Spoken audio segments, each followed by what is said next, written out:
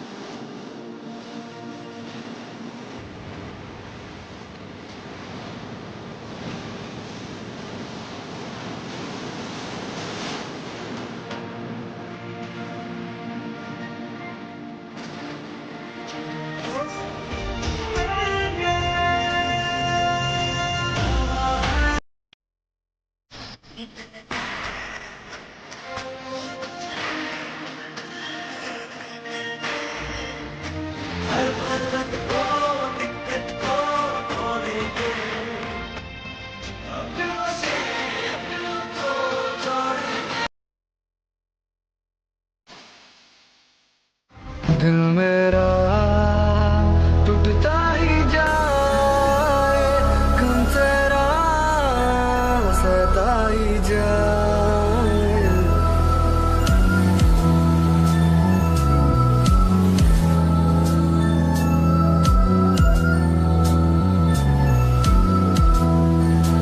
दिल मेरा टूटता ही जाए, गम तेरा सहता ही जाए। किस्मत ने खेल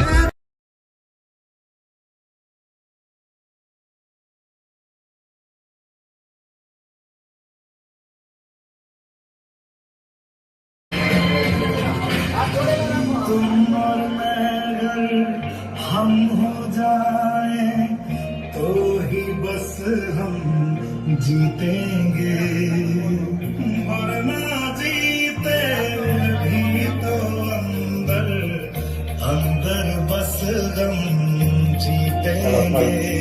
तो हाथ छोड़ना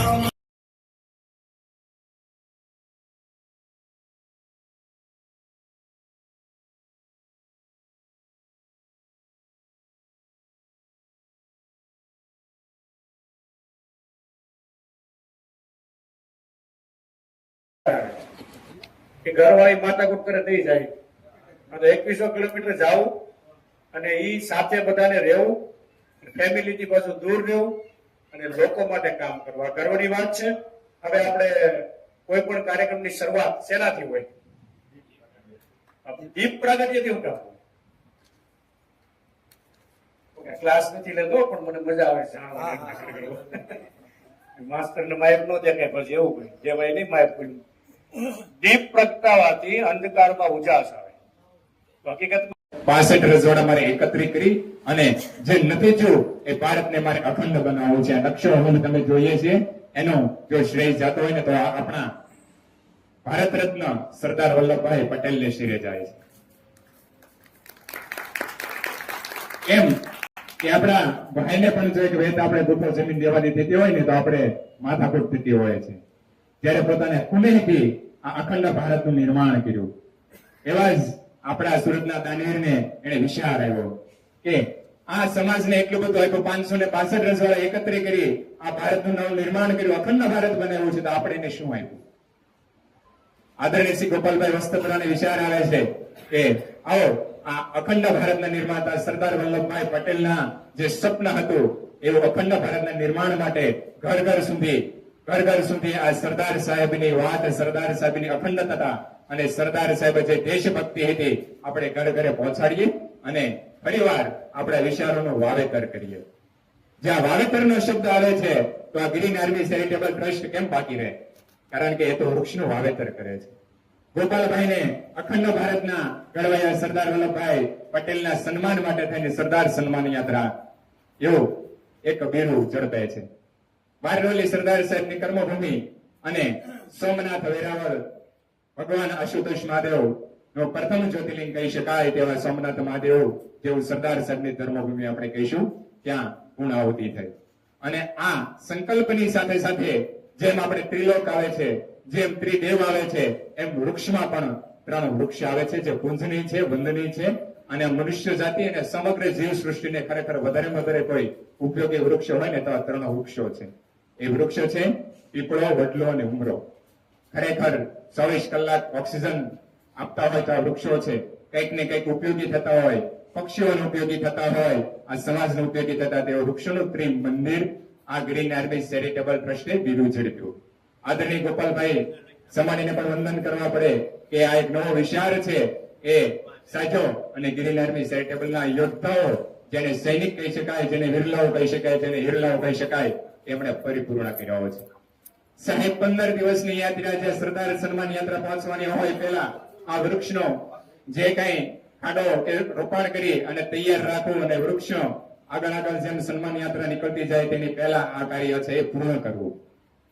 જ્યારે સોમનાથ પહોંચી એ પહેલા ગ્રીન આર્મીના યોદ્ધાઓ હું તો કહીશ बिना वर्दी के फौजी, बिना वर्दी के फौजी જેમ સૈનિક રાત દિવસ તનતોડ પોતાની જહેમતથી આ દેશની રક્ષા કરતા હોય છે તેમ પર્યાવરણનું જો જતન કરતી હોય તો હું તો એટલું જ કહીશ કે આ વિશ્વની એકમાત્ર સંસ્થા છે ગ્રીન આર્મી ચેરિટેબલ ટ્રસ્ટ.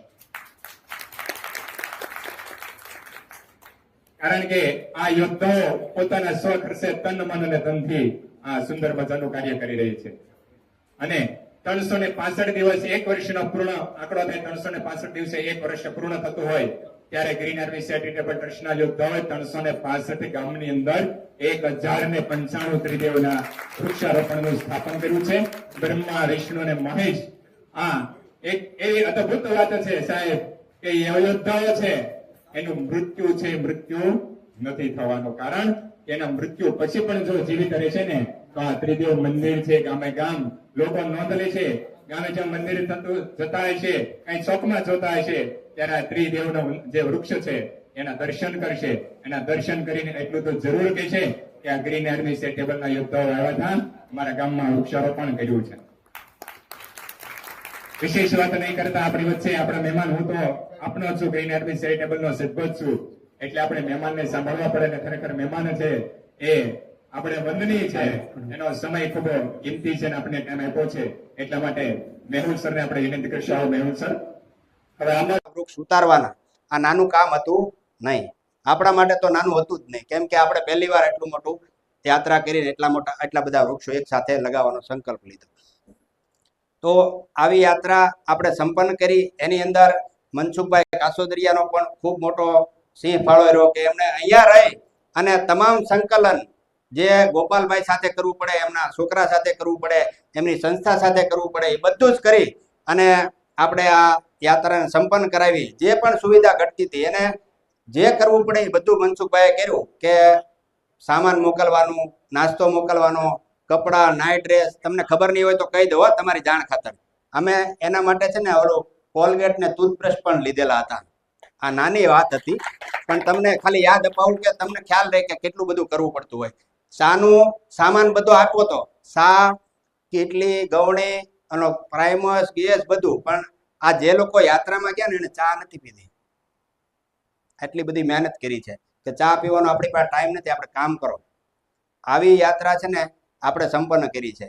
એટલે આપણે બધા એમાં સહભાગી થયા અને આપણે ખાસ કરીને આટલા બધા જેટલા બેઠા છે એમાં કોઈ એવું નહીં સમજવાનું કે મેં કાંઈ નથી કર્યું. તમારા બધાના સાથ સહકારથી જ થયું છે. ભલે ગયા હોય 15 જણા, પણ 15 જણામાં મેં જ કર્યું છે એવો ભાવ રાખવાનો. તમારી અંદર જેટલો ભાવ ગ્રીન આર્મી પ્રત્યે, વૃક્ષ પ્રત્યે જેટલો હશે એટલું આપણું કામ આસાન અને ઈઝી થશે. આપણું એક જ લક્ષ્ય છે કે દરેક ગામમાં છે ને વૃક્ષ મંદિર બને. આ લક્ષ્યથી આપણે આ કામ હાથમાં લીધું હતું. બાકી આપણી પાસે પિંજરા નહોતા, વૃક્ષ નહોતા અને વ્યવસ્થા પણ નહોતી અને ટીમ પણ નહોતી. છતાં પણ આપણે